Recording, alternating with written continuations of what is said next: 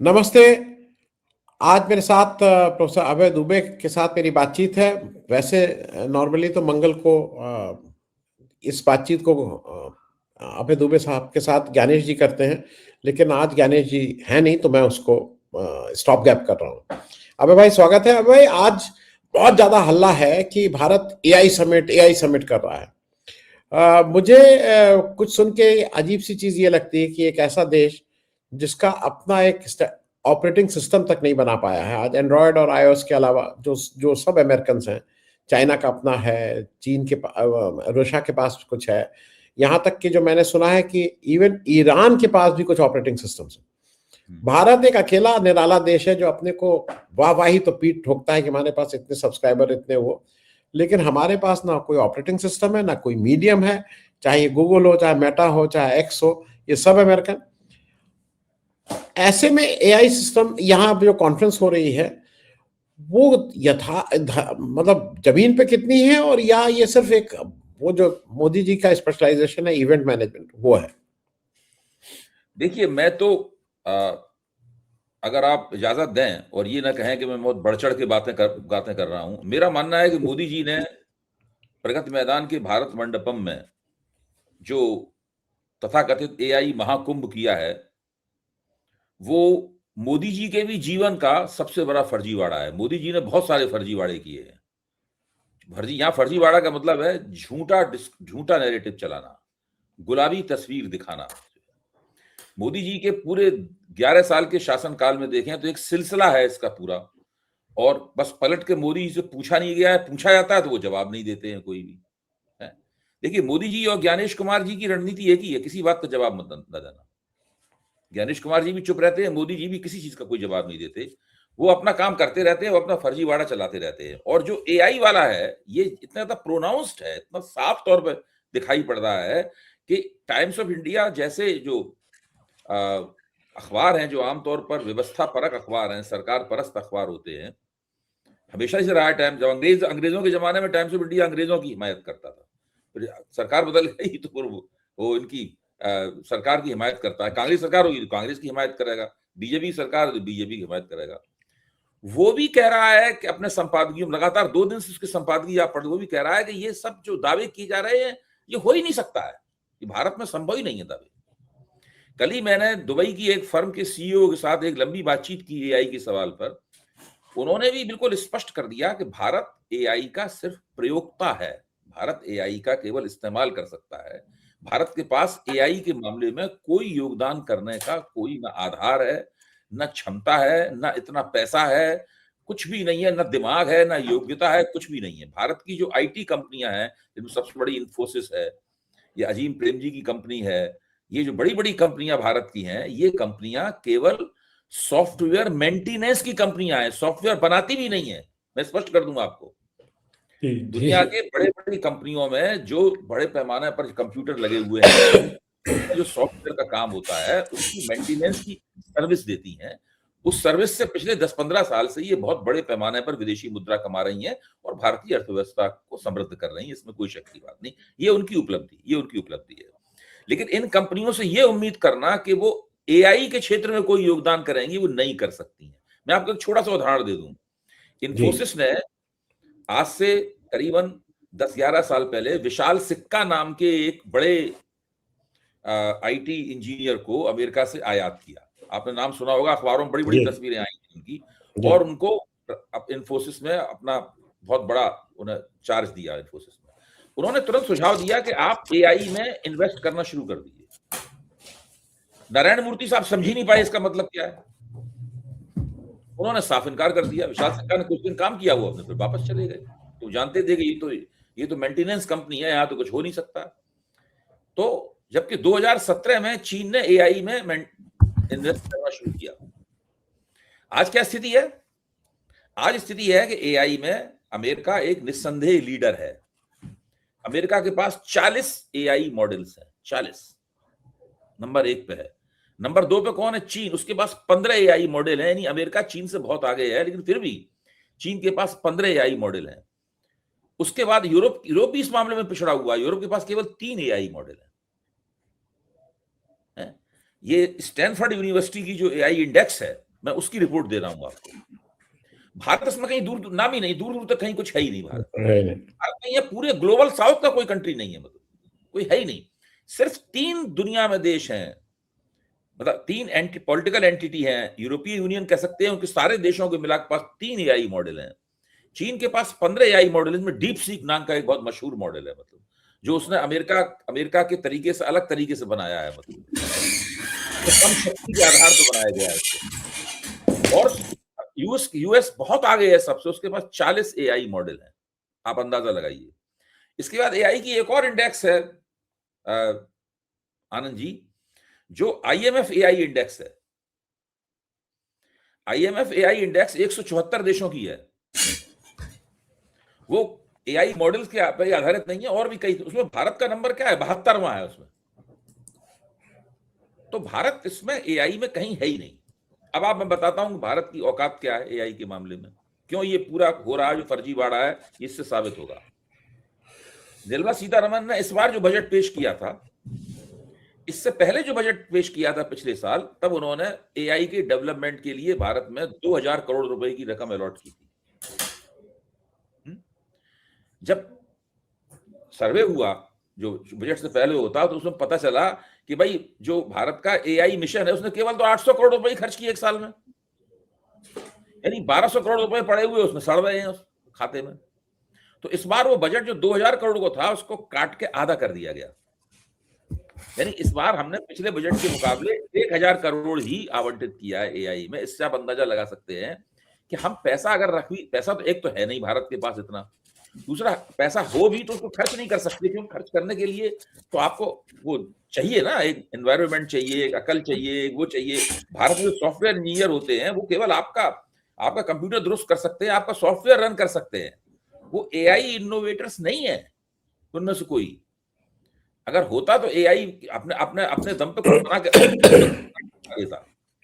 भारत का निजी क्षेत्र क्या है? भारत का निजी क्षेत्र इस क्षेत्र में या किसी भी क्षेत्र में R&D के ऊपर कोई इन्वेस्टमेंट नहीं करता। हुवेई अकेली कंपनी ने 2023 में R&D के ऊपर $23 अरब का इन्वेस्टमेंट किया था, 23 बिलियन डॉलर का इन्वेस्टमेंट किया था। भारत का पूरा जो कारपोरेट दुनिया है भारत की, वो मिला के भी R&D के ऊपर इससे इन्वेस्टमेंट करने में बहुत पीछे है। अच्छा, अब मोदी जी का मामला क्या है? मोदी जी अपने आप को विश्व की सबसे बड़ी फौजी ताकत भी साबित कर सकते हैं। इसके लिए वो अलग कॉन्फ्रेंस कर सकते हैं, एक इवेंट कर सकते हैं। मोदी जी का अगर मूड आ जाए तो वो एक इवेंट करेंगे बहुत बड़ा, भारत मंडपम में या कहीं और इवेंट करेंगे, और उसमें ये दुनिया के बड़े बड़े डिफेंस स्ट्रेटेजिस्ट को बुलाएंगे, उनको 7 स्टार आवभगत होगी उनकी, वो भारत के बारे में मीठी मीठी गुडी गुडी बातें करेंगे, और उसमें मोदी जी कहेंगे कि हमने दुनिया में डिफेंस का जो डिस्कोर्स है उसमें अपने आप को फर्मली प्लेस कर दिया है। यही तो कहा जा रहा है यही में इसमें, जो है इसमें क्या है, सैम अल्टमैन वगैरह वगैरह सब बड़े बड़े लोगों को बुलाया, इनको बहुत बड़े बड़े होटलों में सबको ठहराया गया। क्या शानदार ये लोग घूम फिर रहे हैं, मौज मजा कर रहे हैं भारतीय लोगों के पैसे पर। और भारत एक महान देश है, भारत एक शक्तिशाली देश है, भारत एआई की दुनिया में पलड़ा एक तरफ झुका देगा, इस प्रकार की गोल गोल बातें कर रहे हैं, जिनका कोई आधार नहीं है, कोई तथ्य नहीं है, कुछ नहीं है इन बातों के पीछे। और टाइम्स ऑफ इंडिया के एक के बाद एक जो संपादकीय आ रहे हैं, वो संपादकीय बता रहे हैं कि भारत एआई के क्षेत्र में कुछ भी करने से भी मीलों दूर है, वो कल्पना भी नहीं कर। और एआई एक ऐसी चीज है जो अभी कुछ दिन पहले ही शुरू हुई है, और देखते देखते वो कहां से कहां पहुंच गई। एक तो उसमें विकास की नई नई चीजें घटित होने की रफ्तार बहुत तेज है, दुनिया में सारी दुनिया ही उससे कदम ताल कर पाने में बहुत मुश्किल हो रही है, कोई कुछ कर नहीं पा रहा। यहाँ पे क्या हो रहा है, मोदी जी को लगा, अच्छा, जब भारत के स्टॉक एक्सचेंज से जो फॉरेन इंस्टीट्यूशनल इन्वेस्टर्स थे, उनका पैसा क्यों निकला, उसके पीछे एक बड़ा कारण ये भी था कि भारत में एआई कंपनियां है ही नहीं, और अमेरिका में एआई की वजह से जो आईटी स्टॉक्स हैं अमेरिका में, वो बहुत उछाल मार रहे थे, तो वो वहां चले गए। दूसरे अमेरिकी बॉन्ड भी ज्यादा वो दे रहे थे, ब्याज दे रहे थे, अमेरिकी बॉन्ड भी ज्यादा, तो वो वहां चले गए, बिलियंस ऑफ डॉलर। तो मोदी ने सोचा हम भी अपना कोई जादू मंत्र करते हैं, और इन्होंने ये जादू मंत्र किया कि हम भारत मंडपम में ये करेंगे, अब आप सुनिए इस जादू मंत्र में, इसमें एक एक्सपो लगी हुई है। उस एक्सपो का मतलब है कि जो भी एआई के स्टार्टअप्स हैं भारत में आएंगे, जहां कहीं भी एआई के मामले में कुछ हो रहा है, वो जाके अपनी दुकान लगाएगा, अपनी प्रदर्शनी दिखाएगा। तो बंगलोर का एक स्टार्टअप आया, उसमें और काफी अपना स्टॉल लगाने में बहुत पैसे ले रही भारत सरकार उनसे, काफी लंबी रकम उन्होंने चार्ज की, हम लेकर लगाया, वो तो लग गए, एक्सपो में लोग आ गए सब। लेकिन जिस क्षण मोदी जी वहां पे प्रवेश करने वाले थे, ये कहानी आपको और कोई नहीं बताएगा, मैं बता रहा हूं, मोदी इस वक्त वहां प्रवेश करने वाले थे, उद्घाटन करने वाले थे, उस वक्त पुलिस ने उन सब लोगों को वहां से बाहर कर दिया सुरक्षा के नाम पर। अब वहां कौन रह गया? आकाश अंबानी और नरेंद्र मोदी, दो लोग रह गए। आकाश अंबानी ने एक दैत्याकार स्क्रीन पे एआई से बना हुआ महाभारत लगा रखा था, उसमें एआई जनरेटेड महाभारत का युद्ध चल रहा है स्क्रीन के ऊपर, और आकाश अंबानी बता रहे हैं मोदी जी को, देखो एआई इस तरीके से काम करता है। तो मोदी उसको देख रहे हैं, अखबारों में छप रहा है, टीवी पे दिखाया जा रहा है। देखिए, इससे ज्यादा हिंदुस्तान की पब्लिक को उल्लू कौन बनाएगा? एक ऐसी चीज जिसके बारे में आपको सिर पैर का पता नहीं है, कहीं कुछ, मतलब वो कहते नहीं कि कम से कम जो अंधे होते हैं, जब वो हाथी को टटोल टटोल के बता रहे हैं कि भाई हाथी की ये कौन सा जानवर है, अंधे, कम से कम उनके पास वो जानवर मौजूद तो है, इसको टटोल रहे हैं। एआई वो जानवर है जो भारत के कमरे में मौजूद ही नहीं है, वो यहां है ही नहीं। भारत सिर्फ विदेशों में, खासतौर से अमेरिका में और चीन में और यूरोप में जो एआई बनेगा या बन रहा है, भारत उसका केवल प्रयोक्ता हो सकता है, उसका इस्तेमाल करने वाला हो सकता है। अच्छा, मेरे मित्र ने यह भी मुझसे कहा कि अगर भारत इस्तेमाल में ही आगे बढ़ जाए काफी, तो वो भी एक उपलब्धि होगी, क्योंकि भारत में लोग बहुत हैं, तो वो डेटा बहुत जनरेट होता है भारत के अंदर, हर जगह फेसबुक पे कुछ ना कुछ डेटा जनरेट हो रहा है ना। एआई का काम ही ये है कि विशालकाय डेटा के अंदर से पैटर्न्स को खोज लेना, और उसके आधार पे एक, मतलब एक रैशनलिटी, एक इसे कहते हैं यंत्र बुद्धि के आधार पर एक रैशनल तस्वीर पेश करना, यही तो एआई का काम है। और ये काम वो पल भर में कर सकता है, क्योंकि उसके अंदर जो चिप लगे हुए हैं, जीपीयू नाम का चिप लगा हुआ है, उसमें एक चिप की कीमत $33,000 होती है। एक चिप की कीमत, जो एआई में यूज होता है चिप, उसमें एक चिप की कीमत $33,000 होती है। और वो कई बहुत बड़े पैमाने पर जब चिप ऑपरेट करता है, चलता है, तो उसमें इतने बड़े पैमाने पर बिजली खर्च होती है उसके अंदर, कि एक डेटा सेंटर में जहां वो चिप लगे हुए हैं, कई गीगाबाइट बिजली खर्च होती है।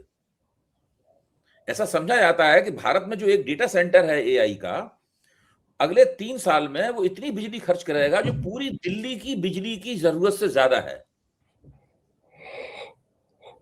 अमेरिका में जो एआई के डेटा सेंटर्स हैं बड़े बड़े, जहां पे एआई का सारा काम हो रहा है, वो सैकड़ों गीगाबाइट बिजली खर्च करते हैं। एक तो भारत को पहले इतनी बिजली पैदा करने की जरूरत है जो भारत के नागरिक उपयोग और औद्योगिक उपयोग से अधिक एआई में खप सके। तो यहाँ तो कुछ वो जानवर ही कमरे में मौजूद नहीं है, इसको टटोल के अंधे बता सके कि इसकी सूंड है तो इसका मतलब क्या है, ये पैर है तो इसका मतलब क्या है, कान टटोल के बता सके इसका मतलब क्या है। कुछ नहीं है, बिल्कुल मैदान साफ है, दूर दूर तक कुछ है ही नहीं। उसको जो कुछ है नहीं, उसके आधार पर बता रहे हैं कि हम इसमें इतने ज्यादा आगे बढ़े हुए, हमने डिस्कोर्स में वो कर दिया है। इसमें सारी दुनिया में लोग हंस रहे होंगे इनके ऊपर। जी जी, मैं अबे भाई उसके ऊपर आऊं, मैं एक लाइन में एक बात को कह दूं, बहुत ही इसी बात को जो आपने बताया था, एक लाइन में राहुल गांधी ने भी समझाया था कि दुनिया में भारत और चीन, ये दो ऐसे देश हैं जो एआई का जो भोजन होता है, जो उनका रॉ मटेरियल है, वो डेटा के रूप में हम सबसे ज्यादा प्रोड्यूस कर रहे हैं, और उनके लिए हम केवल बाजार हैं, इसके अलावा और कुछ नहीं है। मैं जरा अगले उस पर आ जाऊं, क्योंकि वो मेरे हिसाब से वो भी एक बहुत इंपॉर्टेंट काम है। आज बांग्लादेश को एक बार फिर से 13वीं उनकी लोकसभा का इलेक्शन हुआ और नए प्रधानमंत्री आए। नए प्रधानमंत्री के जो जब प्रधानमंत्री पद की शपथ ले रहे थे, तो उसके लिए मोहम्मद यूनुस ने खुद लिखा था कि भाई भारत के प्रधानमंत्री को, उन्होंने भी कहा था कि अगर वो शिरकत करेंगे तो अच्छा लगेगा। और ये भी मैं रेफरेंस के तौर पे बता दूं कि 2014 में शेख हसीना बतौर प्राइम मिनिस्टर ऑफ बांग्लादेश यहां आई थी। कुछ मोदी जी ने कुछ अजीब सा काम किया, और इससे वो मुझे लगता है कि ये हर चीज में नुकसान ही कर रहे हैं। मोदी जी ने भारत को रिप्रेजेंट करवा रहे हैं ओम बिरला से, उस ओम बिरला से जो स्वतः ये कह रहे हैं कि अब 9 मार्च तक, क्योंकि मेरे ऊपर आरोप लगा हुआ है कि मुझे हटाने की बात हो रही है, तो इसलिए मैं खुद ही लोकसभा मैं नहीं जा रहा हूं। उन ओम बिरला को ये वहां भेज रहे हैं। मेरे हिसाब से ये सरकार और सरकार की बात थी। शेख हसीना वहां से जब आई थी तो व्यक्तिगत उसमें बर्थडे पार्टी में नहीं आई थी। वो prime minister of Bangladesh attended the swearing in of Indian prime minister. यहां पे ओम बिरला को भेज के आप कहीं इस सारी चीज को, या तो आप वहां उनको फेस नहीं कर सकते हैं क्योंकि इनको डर है कि कहीं वो बांग्लादेश के क्रिकेटर की बात होगी या और उन्होंने आज साफ किया कि भाई शेख हसीना हमारे आपके संबंध में कोई कारण नहीं होगा। ऐसे में ओम बिरला को भेजना काउंटर प्रोडक्टिव नहीं, ये आत्मघाती कदम नहीं, मतलब आप एक आदमी की मौका उड़ा रहे हैं। उन्होंने मुझे भी बहुत ताज्जुब हुआ कि ओम बिरला को भेज रहे हैं। अगर मान लीजिए खुद नहीं जाना चाहते थे किसी वजह से, हालांकि खुद जाना चाहिए, बिल्कुल खुद सहमत जाना हूं, चाहिए, तो वो किसी और बहुत ही प्रतिष्ठित और गर्मा हुआ किसी मंत्री को भेजना चाहिए था उन्हें, मतलब कुछ ऐसा लोग नहीं अबे भाई, मैं बीच में टोक के 1 मिनट आपके माफ कीजिएगा। 2 चीजें, एक तो वो मैक्रोन 3 दिन के लिए आ रहे हैं, कोई मैक्रोन 1 दिन के लिए तो आ नहीं रहे हैं, मैक्रोन यहाँ 3 दिन है। तो अच्छा, कोई ये भी नहीं है कि मांगे की गाड़ी है, जो आप कहीं शादी में जाना है तो उससे मंगनी की गाड़ी है। अरे भाई, अपना जहाज, अपना पेट्रोल भी आपको नहीं भराना है, आपको क्या लग रहा है? और मैं ये बात इसलिए कह रहा हूं कि ये कहीं ना कहीं उनकी प्रतिष्ठा के साथ, आपको अभी जग्गी वासुदेव के यहाँ, जो सदगुरु अपने को कहता है, उसके यहाँ राजनाथ सिंह को भेजा। वहां राजनाथ सिंह जा रहे हैं भारत सरकार के नुमाइंदे होके, और यहां पे आप ओम बिरला को भेज रहे हैं। मैं इस मतलब ये भी जरा समझने वाली बात होगी अभय भाई।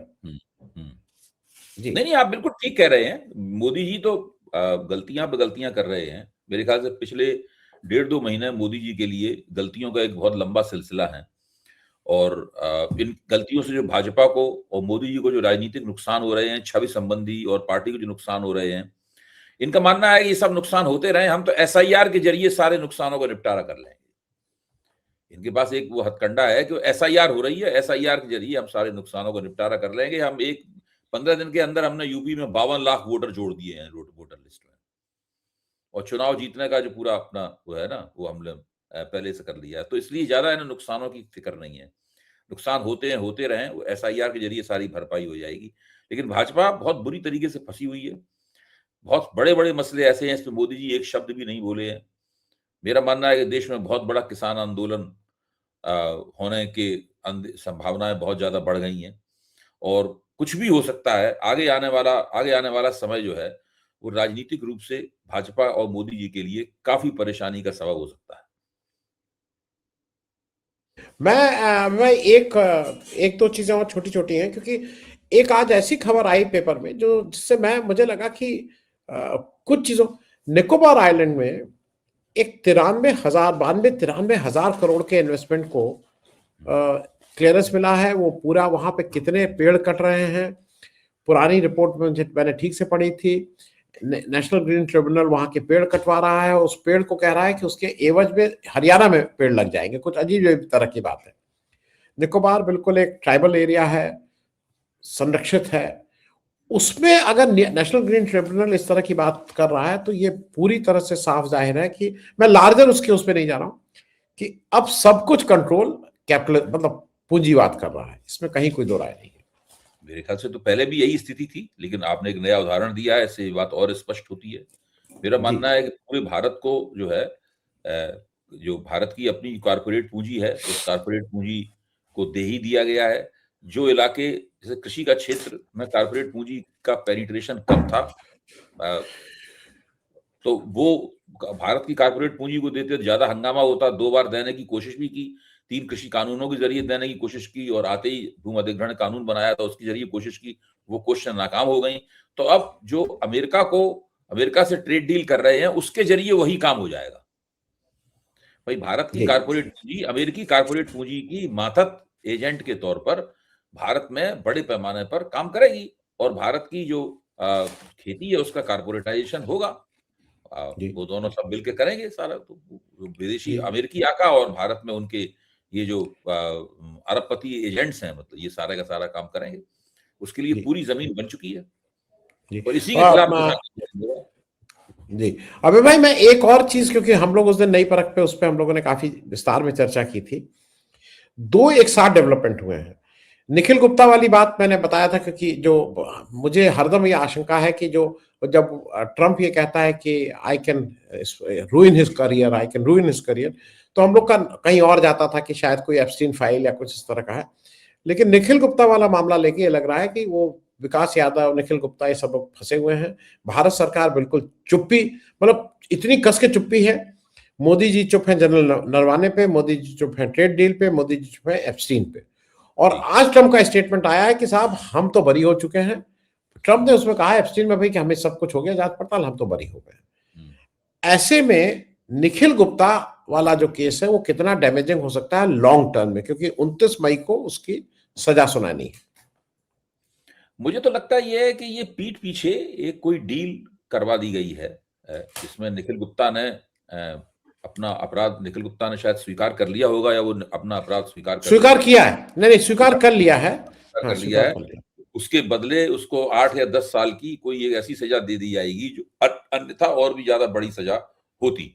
तो वो, और यहाँ पर उसका, उसके परिवार की और दूसरी तमाम भरपाइयां यहाँ पे कर दी जाएंगी, कर दी जाएंगी। विकास यादव नाम का जो बंदा था, जिसको हिंदुत्ववादी शक्तियों ने बहुत बड़ा हीरो बनाया, ये कहा कि वो देश का सबसे बड़ा सपूत है, पाकिस्तान के खिलाफ पाकिस्तान में लड़ रहा था, वगैरह वगैरह इस प्रकार। तो उसको आपने बताया ही था अपने कार्यक्रम में कि किस तरीके से उसको एक मामूली से मुकदमे में गिरफ्तार करके फिर उसको जमानत पर छोड़ा गया, ताकि अमेरिका उसके प्रत्यार्पण पर जोर न दे पाए। क्योंकि भारत कहेगा भाई हमारे यहाँ मुकदमा चल रहा है, मैं ऐसे व्यक्ति को आपके यहाँ नहीं भेज सकते प्रत्यार्पण, और उसको फिर भगा दिया गया। अब वो बिल्कुल सीन से पूरी तरीके से सीन से पूरी तरीके से लापता है। तो अब इसमें असल में हमारे, इसमें जो लोग फंसे हुए हैं और जिनका हम लोग चर्चा नहीं कर पाते हैं या चर्चा नहीं हो पाती है, वो है हमारे राष्ट्रीय सुरक्षा सलाहकार अजीत डोभाल। वो भी तो इस मामले में फंसे हुए हैं। कानून ने उनका भी जिक्र किया है उसके अंदर, जो जो इस्तिगासा दायर किया है कानून ने, तो उनका भी जिक्र है। तो वो कुल मिलाकर जैसे जैसे इसकी परतें खुलेंगी और ये मामला आगे बढ़ेगा, वैसे वैसे इन लोगों को बहुत नुकसान हो सकता है, और ये किसी भी पेचीदगी में फंस सकते हैं। और ये जी पेचीदगी एक ऐसी पेचीदगी होगी जिसको हल करना या जिसको प्रबंधित करना इनके हाथ में नहीं होगा, क्योंकि वहां पे अमेरिकी अदालतों में हो रही होगी। जिस तरह अदानी को कोशिश करके भी ये नहीं बचा पाए, अंततः उन्होंने अदानी को नोटिस देने का तरीका खोज ही लिया। आपने आपने साल भर उसको ब्लॉक किए रखा है यहाँ पे। जैसे ही उन्होंने सोचा कि तो नहीं, बदमाशी दे रहे हैं, तो उन्होंने कहा कि इनको भारत सरकार को लांग के हम उन्हें नोटिस देते हैं। वैसे ही घबरा गए वो लोग, और फिर वहां पे जाके पेश होने की बात हो गई पूरी तरह। तो अमेरिकी अब तो सेटलमेंट भी कर रहे हैं, पैसा देने के कई बिलियन डॉलर देने की बात कर रहा है अडानी। हाँ, करेंगे ही, लेकिन वो नुकसान तो हो ही रहा है ना उनको। और अगर वो, जब आदमी पैसा दे के इस तरह की डील करता है, इसका मतलब होता है उसने अपना अपराध स्वीकार कर लिया है। जी जी। अगर वो अपराध स्वीकार नहीं करता है तो मुकदमा चलेगा। लेकिन जब आपने अपराध स्वीकार कर लिया है, तभी तय होता है कि आपको किस रूप में जुर्माना देना पड़ेगा। आपको जेल काट के जुर्माना देना पड़ेगा, या नकदी देनी पड़ेगी, या नकदी भी देनी पड़ेगी और जेल भी काटना पड़ेगा, कभी कभी दोनों भी करना पड़ता है। तो ये सब हुआ है वहां पर। और उसमें तो इसका मतलब है कि आपने अपराध स्वीकार कर लिया। और अब भाई एक नहीं, क्योंकि उसका एक पक्ष मैं ये भी बता दूं, पन्नू की एफआईआर में डोवाली नहीं, मोदी जी का भी नाम किया, और उसने कहा है कि मैं अभी इसलिए नामजद नहीं कर रहा हूं क्योंकि उनको इम्यूनिटी है, वो प्राइम मिनिस्टर है। तो ठीक बात। आप टेक्निकली देखिए तो वो नाम है। मोदी जी जिस दिन हटेंगे उस दिन वो एक मामला झूलता रहेगा उनके ऊपर। मैं अब अंतिम सवाल इस जो मुकदमा है उसमें रिसर्च एंड एनालिसिस विंग का भी तो नाम आया है। जी हाँ, क्योंकि अखबारों में छपा है विकास ये। विकास यादव उसी का वो था ना, विकास हाँ, Yadav was an employ RAD of रॉ। आरएडब्ल्यू का एम्प्लॉई था वो। मैं अंतिम इसलिए क्योंकि उसके बिना थोड़ा वो नहीं, चुनाव का माहौल है, अगले 10 दिन में चुनाव मतलब बोल देगा, इलेक्शन कमीशन उसका ऐलान कर देगा। ऐसे में ममता बनर्जी को शायद एक तरह से मुझे लगता है, ममता बनर्जी, डीएमके में स्टालिन और केरल में इन लोगों को राहत मिल गई। मोदी जी की चाल तो गड़बड़ा गई है। और आज की तारीख में जितना मैं कर सकता हूं, ममता बनर्जी को कोई बहुत बड़ा थ्रेट नहीं लग रहा है, डीएमके को भी नहीं लग रहा है। अब साउथ में ये मामला है कि कांग्रेस अपनी वापस कर ले पाती है कि नहीं ले पाती है या फिर से हो जाती है, बीजेपी वहां फिर भी नहीं है। एक छोटी टिप्पणी इस पे जो अपने लोकल इलेक्शन कांग्रेस के अंदर मणिशंकर अय्यर के एक बयान ने कुछ हलचल, कुछ मतलब बेचैनियां पैदा की हैं। मणिशंकर अय्यर ने कहा है कि केरल में कांग्रेस नहीं जीतेगी क्योंकि उसमें बहुत ज्यादा गुटबाजी है और पवन खेड़ा वगैरह इन लोग के ऊपर आक्रमण किया है कि वो तो कठपुतली हैं, पपेट वगैरह हैं। तो इस पर मणिशंकर अय्यर के खिलाफ भी कांग्रेस से बोला जा रहा है।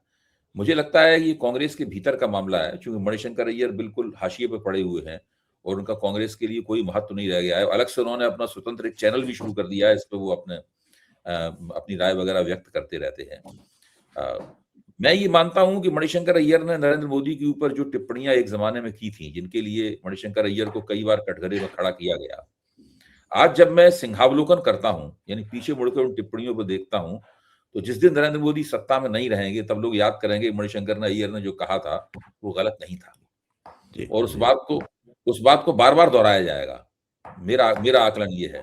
तो अब देखिए, इस पर हम देखते हैं मणिशंकर अय्यर ने ये जो विश्लेषण किया है अपना कि केरल में कांग्रेस इसलिए नहीं जीत पाएगी चुनाव की, उसमें गुटबाजी बहुत है, ये सही साबित होता है कि नहीं होता है। लेकिन मुझे लगता है कि केरल में इस बार कांग्रेस का नंबर है जीतने का चुनाव, और भाजपा की सरकार, पिनियारी की सरकार काफी बदनाम है, काफी मतलब उसकी साख गिर चुकी है। केरल में स्पष्ट रूप से कांग्रेस को, एक कांग्रेस के नेतृत्व वाले गठजोड़ को स्पष्ट रूप से बहुमत प्राप्त होगा। तेलंगाना में देखिए, तेलंगाना में जो अर्बन बॉडीज है, यानी ये शहरी नगर पालिकाएं वगैरह है, उसमें कांग्रेस ने बहुत अच्छा प्रदर्शन किया, बहुत जबरदस्त वापसी की है, उम्मीद से ज्यादा। और कांग्रेस ने बड़ी मजबूती के साथ में अपने तमिलनाडु स्थित जो कथित रणनीतिकार वगैरह थे उनको साफ तौर पर कह दिया है कि आप डीएमके के खिलाफ एक भी शब्द नहीं बोलेंगे, डीएमके के साथ हमें अपना समझौता जारी रखना है, हम डीएमके के साथ मिलकर चुनाव लड़ेंगे, हमारा डीएमके के साथ जो समझौता है उसके अंदर कोई भी गड़बड़ नहीं है, और आप बोलना उसके खिलाफ बिल्कुल बंद करें। ये मल्लिकार्जुन खड़गे और राहुल गांधी ने स्वयं चेन्नई जाकर मीटिंग करके उन लोगों से कह दिया है कि अभी तक जो बोला सो बोला, अब कुछ नहीं, बिल्कुल हम फर्मली, हम मजबूती के साथ है। तो दक्षिण भारत में कांग्रेस की जो भी रणनीति है, जो भी कांग्रेस की गोटियां हैं, वो बिल्कुल साफ तौर पर रखी हुई हैं और रणनीति बिल्कुल स्पष्ट है, और कांग्रेस उसके ऊपर चल रही है जी। ले दे के मामला वही असम वाला रह जाता है कि असम में कितना ये, मुझे लगता है कि गौरव गोगोई बहुत बढ़िया तरीके से वहां पे आगे बढ़ रहे हैं। उनका ये, जब आपका दिमाग बिल्कुल साफ होता है और आप उसके हिसाब से अपनी चालें चलते हैं तो आपको फायदा होता है। जी, और जो हेमंत विश्व शर्मा है, वो जिस स्तर पर जाके सांप्रदायिक बातें कर रहे हैं, उससे लगता है कि कहीं ना कहीं मन में उनके भी एक तरह का बेचैनी है कि पता नहीं इस बार क्या होगा। जी जी, चलिए बहुत बहुत शुक्रिया अभय भाई बातचीत करने के लिए, thank you so much, thank you.